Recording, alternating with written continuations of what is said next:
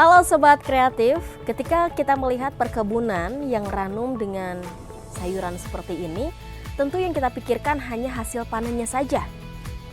Tapi ternyata dari perkebunan seperti ini tentunya bisa menghasilkan sampah. Nah, dari persoalan itulah kreator kita berinovasi. Bagaimana caranya sampah-sampah yang dihasilkan dari perkebunan bisa bermanfaat untuk nantinya perkebunan itu sendiri. Sang kreator kita berinovasi membuat sampah agar tidak menjadi limbah dan menghasilkan rupiah dengan metode ember tumpuk. Kira-kira seperti apa ya metode ember tumpuk tersebut? Bersama saya Sri Wahyudi Rahman, inilah sang kreator TVRI Jawa Barat.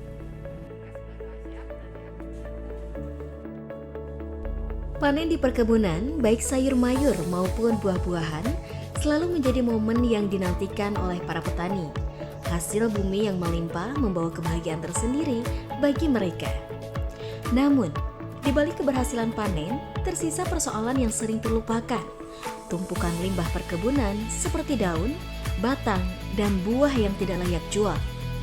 Limbah yang menumpuk ini, jika tidak dikelola, bisa mencemari lingkungan dan mengganggu kesuburan tanah. Disinilah, kreativitas dan kepedulian lingkungan diuji. Mampukah limbah-limbah ini diolah menjadi sesuatu yang bermanfaat? Iya. Halo, Assalamualaikum Bu Heni. Hei, apa kabar? Alhamdulillah Apa sehat. kabar? Ibu sehat. Iya. Oh, ini Pak Jaka yang sempat disepil oleh Ibu Heni. Nah, Sobat Kreatif, seperti yang saya bicarakan tadi di awal bahwa kita akan berbincang dengan kreator kita yakni Bu Heni nih ya dari Universitas Pendidikan Indonesia yang membuat inovasi terkait dengan perkebunan, di mana beliau ini peduli akan lingkungan. Sampah dari perkebunan itu beliau jadikan sebuah hal yang sangat bermanfaat bagi lingkungan dan juga hasil pertanian itu sendiri, yakni membuat yang namanya inovasi ember tumpuk. Kira-kira ember tumpuk itu apa ya? Ember yang ditumpuk-tumpuk atau apa kira-kira? Nih, Menarik gimana coba banget diceritakan ya. Ibu Heni? Iya, dari namanya ngejual banget ya, Ngejual namanya banget, ember tumpuk. Jadi sebenarnya kita punya program pemberdayaan di Fakultas Pendidikan Ilmu Pengetahuan Sosial. Saya sendiri dari Departemen Ilmu Komunikasi. Waktu itu saya melihat ya kegiatan dari food waste, terutama di sektor pertanian dan perkebunan ya, bisa menghasilkan limbah yang sangat banyak. Dan kalau kita tidak antisipasi, maka di kedepannya akan merugikan di lingkungan, ekonomi, dan juga sosial. Saya kemarin ngobrol juga dengan asosiasi dan perwakilan dari asosiasi. Pak Jaka menyambut baik ya dari kegiatan pengabdian masyarakat ini. Dari tadi proses dekomposisasi dengan pendekatan ember tumpuk, kami berhasil memproduksi 2 produk yang berbeda. Satunya adalah produk granul atau pupuk padat organik, dan yang satunya lagi adalah POC atau pupuk cair organik. Oke, jadi memang menarik sekali nih Sobat Kreatif, dari bahan yang digunakannya pun memang berupa limbah. Dan alat-alatnya juga merupakan alat-alat yang tidak terpakai di perkebunan, embernya pun ember-ember bekas. Oke. Bu Heni, dari banyak asosiasi petani yang ada di Lembang, kenapa memilih Pak Jaka? Saya melihat karena pihak asosiasi juga yang diwakili oleh Pak Jaka sangat menyambut baik ya. Ketika kita ini adalah 2 kolaborasi dengan asosiasi, saya melihat ternyata banyak juga kalau sekarang generasi milenial ya, atau bahkan generasi-generasi yang dia lahir tahun 90 yang mulai tertarik untuk mengembangkan sektor pertanian dan perkebunan gitu, membangun daerah asal mereka gitu. Dan saya lihat juga mereka terbuka ya dengan tadi transformasi digitalisasi, karena tadi seperti yang kita lihat mereka sudah bisa memanfaatkan smart farming ya, berbantuan Internet of Things. Nah, kalau tadi berbicara produk yang dihasilkan dari proses teknik ember tumpuk ini menghasilkan POC atau pupuk cair organik, ternyata emang sesuai dan bisa diaplikasikan di sektor smart farming berbantuan dengan IoT. Keren. Saya tuh jadi tidak sabar nih, selain tadi memanfaatkan limbah untuk bisa menjadi rupiah nantinya. Nah, ini juga sudah smart farming nih di sini untuk perkebunan sendiri. Bu, Pak, saya pengen lihat atuh proses ember tumpuknya di mana. Mau tahu? Mau banget aku. Atau mau tahu aja? Mau tahu banget. Sobat Kreatif juga kayaknya pengen tahu nih. Boleh kita belajar bareng? Boleh, kita simulasikan. Nah, oke, kita akan simulasi nih Sobat Kreatif. Untuk itu tetap saksikan sang kreator TVRI Jawa Barat. Ih, saya tertarik banget ini juga nih. Boleh. Mau pilih yang mana?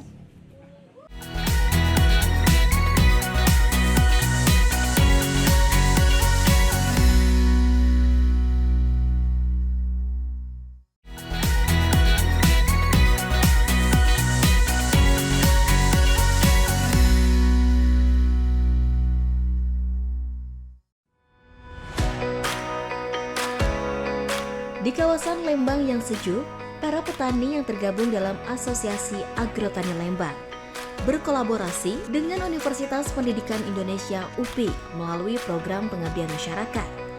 Mereka mencari cara bagaimana mengolah limbah perkebunan secara ramah lingkungan.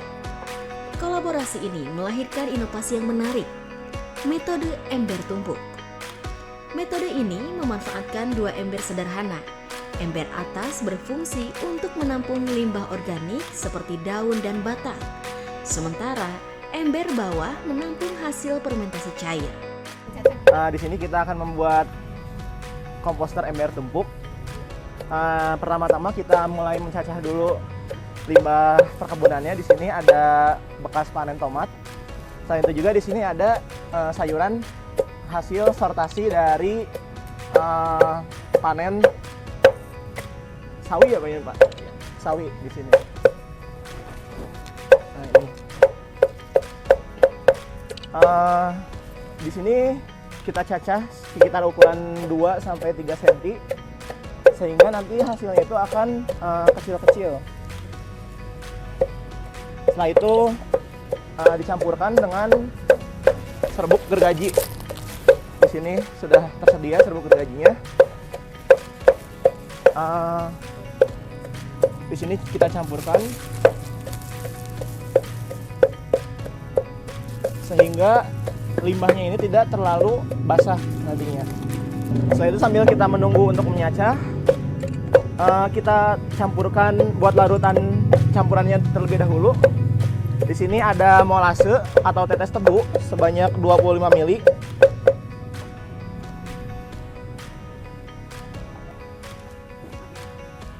Dan juga ada M4 sebagai aktivator mikroorganismenya.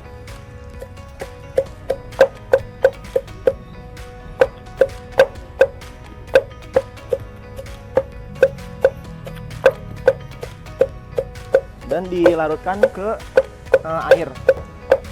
Masing-masing molase dan M4 sebanyak 25 ml sehingga total campurannya itu sebanyak 50 ml dicampurkan dengan 1 liter air.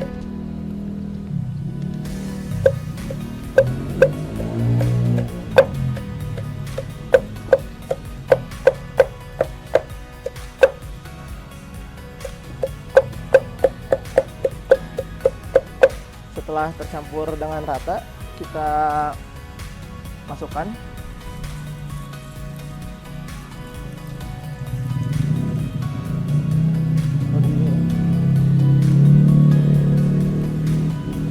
Diaduk sampai dengan rata. Setelah pencampuran, di sini kita masukkan ke ember tumpuk yang telah dibuat. Namun di ember tumpuk ini sudah ada hasil dari beberapa hari sebelumnya, dan kita tinggal tambahkan saja secara terus-menerus sehingga nanti akan terproses kembali selama kurang lebih 14 hari sampai 21 hari. Dan kita campurkan dengan yang hasil sebelumnya agar merata. Setelah itu ditutup dan dibiarkan selama 21 hari. Dengan cara yang sederhana, para petani kini mampu mengubah limbah menjadi sumber daya produktif. Inovasi ini tidak hanya meningkatkan hasil panen, tetapi juga mengurangi pencemaran lingkungan di sekitar kebun. Nah, ini Tesri. Kita lagi simulasi bareng juga sama ini ada siapa aja? Di UPI. Ini dia dari Fakultas Pendidikan Teknik dan Industri, FTTI. Kang siapa? Fatur. Kang Fatur. Ini rekan saya dari Departemen Ilmu Komunikasi, bantuin kita juga Namanya? melakukan PKM. Namanya? Kang Ya, Adit Mas Adit. dan Kang Fatur juga. Oke, nah Sobat Kreatif, tadi kan kita sudah ngobrol-ngobrol nih terkait sejarah, awal mulanya seperti apa, dan kita akan belajar langsung praktek dari yang dinamakan ember tumpuk. Bu Heni, kenapa namanya teh ember tumpuk? Tadi kan udah dijelasin nih. Iya, Ini apakah ini ember tumpuknya? Iya, ya ini embernya. Ini sih sebenarnya bisa dari alat-alat rumah tangga ya, ember atau misalnya Baskom gitu bisa ya, Bu? apapun itu yang udah enggak dipakai gitu. Tapi untuk misalnya kita mendapatkan pupuk cair organik, maka ember di bagian atas ini harus dilubangin. Gitu. Nah, oke. Jadi tekniknya adalah yang pertama harus dilubangin kayak gini nih, dilubangin kayak bolong-bolong. gini nih. Iya. Oke. Nah, Bu Heni, untuk alatnya kan tadi ini kita butuhnya yang paling utama adalah ember. Selain itu penunjang lainnya, alat-alatnya kita butuh apa lagi nih? Nah, kalau kemarin sih kita udah ngobrol sama Pak Jaka ya. Kalau kata Pak Jaka, Ibu karena ini mau diaplikasikan di sektor hortikultura yang fokusnya di tomat beef ya, maka emang sisa-sisa limbah yang kita pakai ini dari tomat beef itu sendiri gitu. Tadi yang kita lihat nih di awal daun tomat ya Pak ya. Iya, karena ada nutrisi yang sangat dibutuhkan terutama untuk di tomat beef itu, dia nutrisinya yang lebih dominan itu adalah fosfat. Iya. Oke, nah selain tadi kan bahan baku utamanya adalah daun-daun tomat ini ya Bu, dan juga sayuran. Terus penunjang lainnya untuk campurannya ada apa lagi nih Bu? Kalau tadi kita campurin ini ya, ini adalah bekas serbuk gergaji ya, gitu. Biar nanti kandungan air di olahan limbah sayuran ini nggak begitu dominan. Jadi ini tuh seperti alat netralisasi. Jadi biar tidak terlalu banyak air. Iya. Kemarin sih kita coba untuk mencampurkan M4 agar si proses dekomposisasi atau komposter itu lebih cepat lagi. Oke. Nah, biasanya untuk prosesnya ini butuh waktunya berapa lama sampai bisa menjadi cairan? Kira-kira di hitungan hari ke-20 ya, atau secara total mungkin 1 bulan ya. Sebenarnya sih prosesnya sangat sederhana sekali.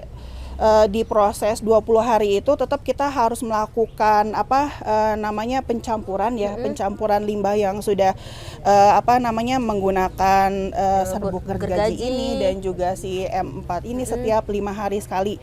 Fungsinya adalah untuk mengeluarkan ya udara-udara yang tertumpuk di timbunan limbah yang diolah. Kini, Asosiasi Agrotani Lembang telah menerapkan metode ember tumpuk secara rutin. Pupuk cair hasil fermentasi digunakan untuk menyiram tanaman, sementara pupuk padat dimanfaatkan untuk memperkaya media tanam. Dampaknya terasa nyata. Tanaman tumbuh lebih sehat, lahan menjadi subur, dan limbah tidak lagi menjadi masalah. Petani pun semakin hemat karena tak perlu membeli pupuk tambahan. Inisiatif ini menjadi bukti bahwa kolaborasi antara perguruan tinggi dan masyarakat dapat menghadirkan solusi nyata bagi lingkungan. Dengan kreativitas dan semangat inovasi, limbah yang dulu dianggap sampah kini menjadi berkah. Melalui metode ember tumpuk, para petani Lembang menunjukkan bahwa perubahan besar bisa dimulai dari langkah kecil, dari ember sederhana yang menumbuhkan harapan baru bagi pertanian berkelanjutan. Nah, oke Sobat Kreatif, kita sudah ada di kebun nih, perkebunan Pak Jaka ya. Ini. Oke, ini teh tanaman apa, Ibu, Bapak? Tanaman lettuce romaine. Lettuce romaine. Lettuce romaine itu apa sih Pak kalau bahasa kitanya, bahasa Indonesianya? Romaine sih. Romaine. Aku mah nggak tahu, nanti kita lihat deh Pak, ada nggak hasil nanti yang udah dipanen? Ada, nanti kita lihat ya.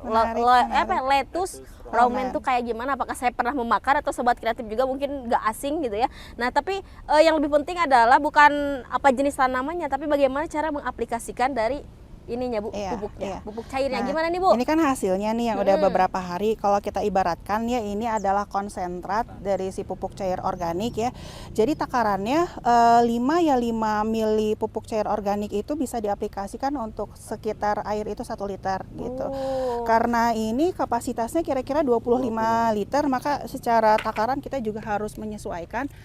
Sebenarnya untuk pencampuran sangat sederhana sekali, bisa dilakukan oleh siapa aja ya, anak kecil juga bisa, tinggal dicampurkan dalam air, dilarutkan dalam air pupuk cair organik ini. Lalu mungkin diaduk ya, diaduk. Oke. Gitu. dan disiramkan. Langsung gitu. disiramnya banjur. Iya, for your information, bahasa generasi anak muda sekarang ini adalah organik ya. Organik tanpa ya. Tanpa kimia, kimia. tanpa Sok kimia. atuh Pak Jaka dibanjurkeun, disiram. Ya udah dapat. Coba.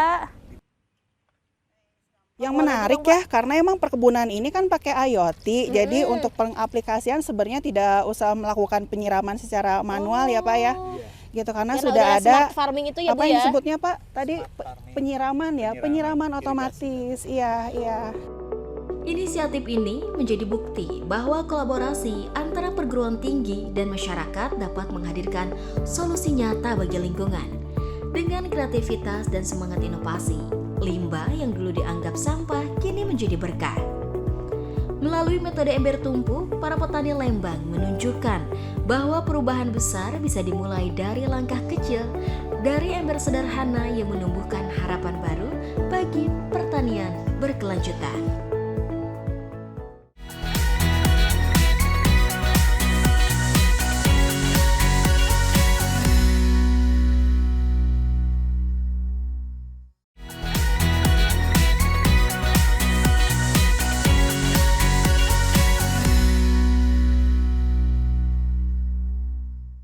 Oke Sobat Kreatif nih, setelah tadi kita mempraktekkan, mengaplikasikan cairan pupuk organik yang dibuat dari ember tumpuk itu.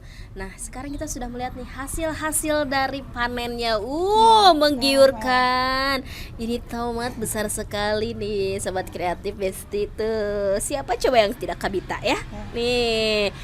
Terus ini juga nih sayuran-sayurannya seger bener.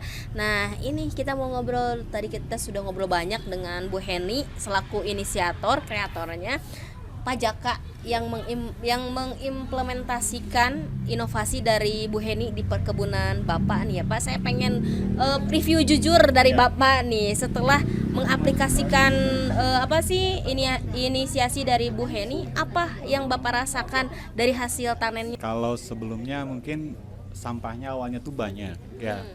Jadi dulu tuh dikompos semuanya. Sekarang setelah kenal sama Bu Heni, sebagian kita jadikan pupuk organik cair dan alhamdulillah produksinya meningkat.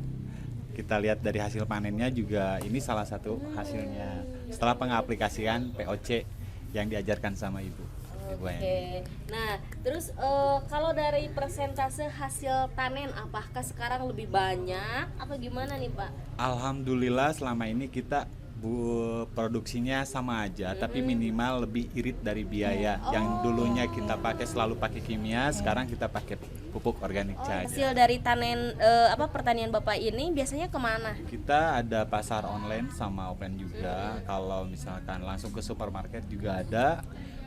Ke luar pulau, ke Bali, ke Banjarmasin juga kita kirim. Oke. Nah, untuk paling banyak nih hasil tomat biasanya bisa menghasilkan berapa ton? Sudah sampai tonan kan? Oh iya. Kalau untuk per pohon aja biasanya sampai 5 kilo. Dan bahkan bisa lebih. Jadi kalau misalkan populasinya 1000 mungkin di atas 5 ton untuk populasinya, alhamdulillah. Oke, lalu tadi kan terkait dengan produksi pertanian sudah dibantu oleh Bu Heni dengan hadirnya inovasi ini, pupuk POC ini gitu. Nah, tantangan-tantangan apa lagi nih yang mungkin belum bisa terselesaikan oleh Bapak dan kelompok tani atau asosiasi tani di sini untuk mengembangkan hasil pertanian Bapak ini, Pak? Yang saya rasakan sekarang sih kalau untuk di tomat bit alhamdulillah semua logat terserap. Cuman kalau petani ngerasa kalau misalkan pupuk kimia sekarang makin mahal, jadi kalau misalkan tidak diimbangi dengan kita bikin pupuk organik cair mungkin akan terasa selalu mahal dan akan selalu mahal. Dan harga pupuk itu nggak pernah turun, pasti naik terus. Jadi kita sebagai petani harus kreatif untuk menggantikan, setidaknya mengurangi pupuk kimia. Oke. Jadi itulah apa yang dirasakan oleh para petani, mungkin hampir semua petani di Indonesia ya Bu Heni ya, terkait dengan permasalahan mahalnya harga pupuk. Kedepannya mungkin Bu yang ingin diraih lagi selain tadi menjangkau Pak Jaka dan rekan-rekan di Lembang, mungkin kedepannya ada sasaran-sasaran lain untuk mengembangkan inovasi ini Bu Heni. Sebenarnya mungkin semangat saya kalau sekarang kita berbicara tentang kebijakan pembangunan ya, bagaimana semua sektor itu sustainability atau berkelanjutan. Caranya adalah memanfaatkan sumber daya yang ada, salah satunya adalah tadi sisa-sisa hasil panen, limbah itu masih bisa didaur ulang ya, atau renewable sustainability. Ada beberapa masukan juga dari kelompok tani kemarin yang hadir ya, mengikuti workshop ya, tentang si pupuk cair organik ini secara kandungan nutrisi sesuai dengan apa yang diharapkan di sektor pertanian. Apakah tadi kalau kata Pak Jaka itu lebih membutuhkan fosfornya. Jadi kedepannya ini ada pengembangan di riset kami untuk pertama menambah inovasi baru ya, dan juga si hasil inovasinya bisa diaplikasikan secara praktis di sektor perkebunan. Gitu. Oke, jadi kedepannya memang akan terus berinovasi agar bisa diaplikasikan secara praktis di perkebunan. Oke, mungkin tantangan nih ketika Ibu menjalankan inovasi ini apa nih, dan juga kendalanya yang dihadapi? Tantangannya adalah karena dari proses penelitian ini kan memerlukan waktu yang cukup lama ya. Kami melakukan perencanaan hampir 1 tahun. Jadi pertama kali ketika kami sebelum turun untuk memberikan program pemberdayaan, ada suatu proses penelitian selama 1 tahun, dan itu membutuhkan waktu juga ya. Oke, yang terakhir saja nih Bu Heni, pesan yang ingin disampaikan mungkin ya secara umum atau secara khusus bagi para petani yang ada di luar sana untuk terus berinovasi dan semangat juga menjalani pertaniannya gitu. Ya. Gimana nih? Kalau kemarin ketika kita melakukan obrolan setelah workshop ya, jadi sebenarnya para petani itu memiliki pengetahuan tentang tata kelola hasil limbah panen di sektor perkebunan ya. Kalau emang ini bisa diolah lalu memiliki niatan untuk misalnya melakukan olahan sendiri, dan jangka panjangnya seperti kita ketahui ini masih memiliki nilai ekonomis gitu kan ya. Betul. Karena tadi hasil olahan tadi berupa pupuk cair organik atau pupuk granul atau pupuk padat organik, apakah itu bisa digunakan untuk keperluan perkebunan mereka sendiri atau dijual kembali di sektor perkebunan. Nah, Sobat Kreatif, berawal dari kepedulian lingkungan khususnya di dunia perkebunan, muncullah sebuah inovasi bagaimana caranya limbah bisa menjadi rupiah dan juga memberikan kebermanfaatan bagi masyarakat sekitar, khususnya kesejahteraan para petani. Tetap berkarya, tetap berinovasi untuk kesejahteraan semua masyarakat di sekitar kita. Tetap saksikan Sang Kreator TVRI Jawa Barat. Sampai jumpa.